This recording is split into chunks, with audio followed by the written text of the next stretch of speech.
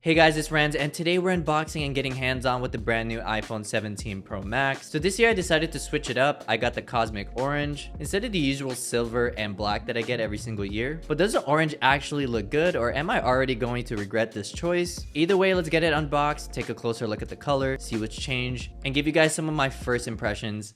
Let's get right into it. So first you get the classic Apple box. It's really clean, minimal, so no surprises there.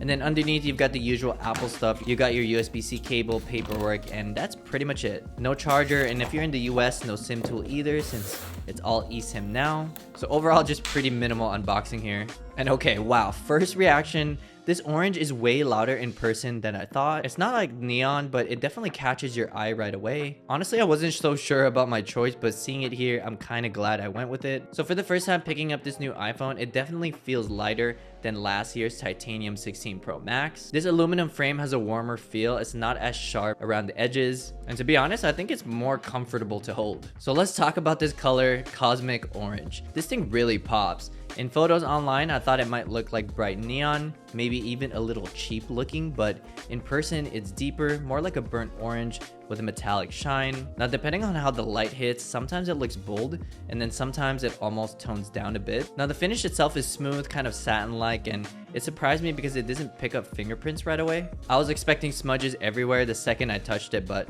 so far it's holding up.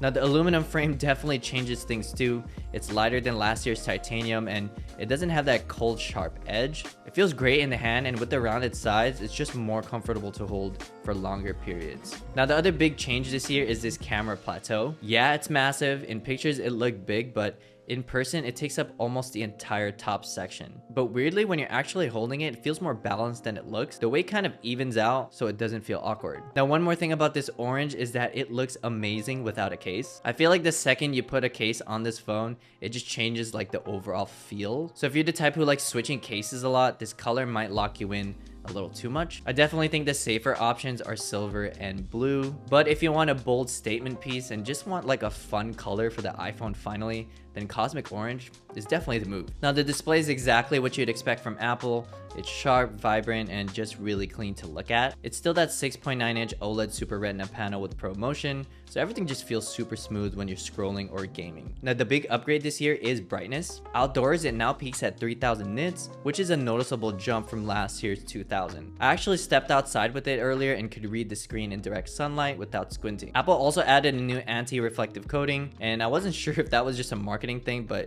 you can actually kind of tell. When you tilt it under a light, the glare is way less harsh than before. It's not gone completely, but it does make a difference if you're using your phone under overhead lighting or outdoors. To me, the bezels look about the same as last year, so nothing crazy there. But overall, if you're using this outdoor, I think this is just like the best display you can get on an iPhone. However, I am waiting for a nano textured option. I love having it on my MacBook, and I think having it on the iPhone would be pretty cool as well. Just to minimize glare on the iPhone, I feel like that would be pretty cool. The cameras are probably the first thing most people are curious about, and yeah, the new plateau is massive in person. All three rear lenses are now 48 megapixels, and what stood out right away is how much more consistent they look when you switch between them. Last year, wide telephoto almost felt like two different cameras. This year, the color and detail match a lot better, which makes the whole system feel more polished. Photos in good light are insanely sharp, so no surprise there. Low light looks cleaner too, less grain, smoother detail, which I think comes from the larger sensors and improved processing. Now, video is where things get interesting. I only shot like a quick 4K log clip, but it looked really good. Stabilization is buttery smooth, and the colors out of the box are punchy in a way that's kind of just ready to post. And if you're curious what kind of titles, transitions, and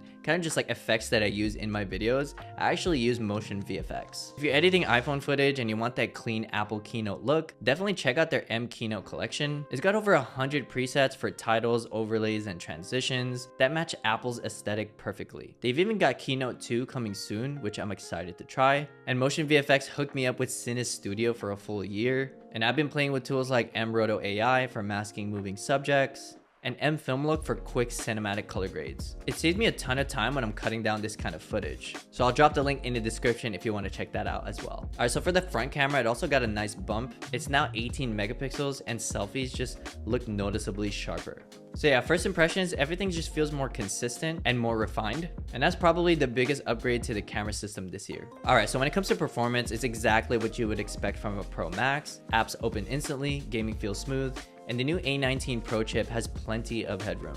Now what stood out to me is how cool it actually stayed. Last year's Pro Max would heat up pretty quick, but after about 20 minutes of gaming, this one was just not hot and performance didn't drop off. This vapor chamber cooling in the aluminum frame I think actually makes a difference. But overall, day to day just feels super consistent, but I'll definitely need way more time to see how it really holds up. And of course, with any flagship phone, it's not perfect. This is still a Pro Max, it's heavy, and it's a two-handed phone most of the time. The new camera plateau is really cool, but when you're using a case, it really sticks out. The cosmic orange is fun, but it also locks you in.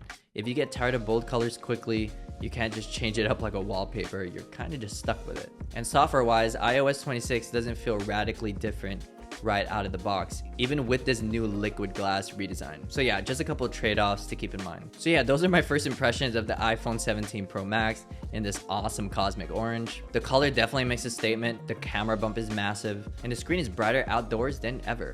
I still need way more time with it to say anything about battery life or how it holds up in longer sessions. Overall, first impressions are solid. And of course, a full review and day in the life is also in the works. But let me know, what do you guys want to see first? The iPhone Air day in the life or the 17 Pro Max day in the life? Let me know in the comments. And of course, if you want to see more content like this one, go ahead and like and subscribe, and I'll catch you guys in the next one. Peace.